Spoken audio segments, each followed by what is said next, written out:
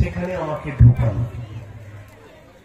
আমার কাজ প্রথমেই হয়েছিল এই যে অ্যাস্ট্রোটার্ফটা এখন সাইয়ে দেখছেন, সেটা আমাকে মাধ্যম দিয়ে উনি ওটাকে বলান।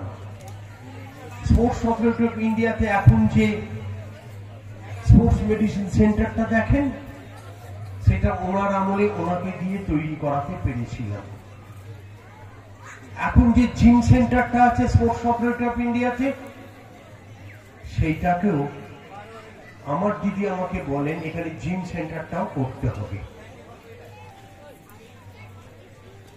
যারা কাজ করতে চায় মমতা ব্যানার্জি তাদের কাজের সুযোগ দেন। তবে 2010 সালে তদানীন্তন কোন একটা মন্ত্রী মহাশয় খুব একটা ব্যাপারে অসুস্থ হয়ে যাবার পর যোগ করে যখন সুস্থ হলেন, আমাকে বললেন কি করতে পারি আপনার জন্য। আমি বললাম যোগ ন্যাচুরোপ্যাথিটাকে আপনি একটা আইন করে যান। 2010 সালের অক্টোবর মাসে আইনে পরিণত করেন। তারপরে আইনটাকে 12 সালে আমি এসে দিদি আসার পর প্রচুর পরিবর্তন করি।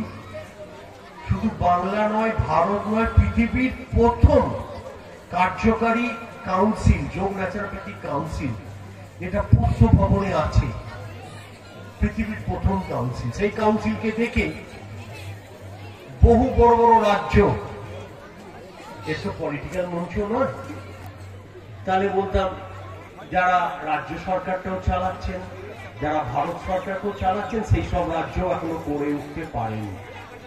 প্রতিনিয়ত আমার সঙ্গে তারা যোগাযোগ রাখার চেষ্টা করেন।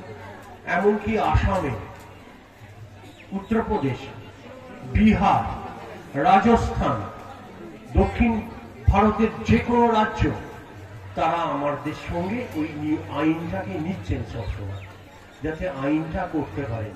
কিন্তু 11 বছরও তারা 2014 সালে তারা এসেছেন, তারা ভারতবর্ষের আর কোথাও আইনে পরিণত করতে পারেন না। যোগ নিয়ে যেটা বলছেন মিথ্যা কথা বলছেন। মাননীয় মুখ্যমন্ত্রী একটা 30 বিঘে জমি দিয়ে রেখেছেন আমাদের কল্যাণীতে, যেখানে যোগের রিসার্চ সেন্টার করবে বলে। আমাকে ভারত সরকার থেকে বলা হয় একটা 14 সালের আগে, যে আমাদের 14 সালের আগে, কথাটা মনে রাখুন, আমাদের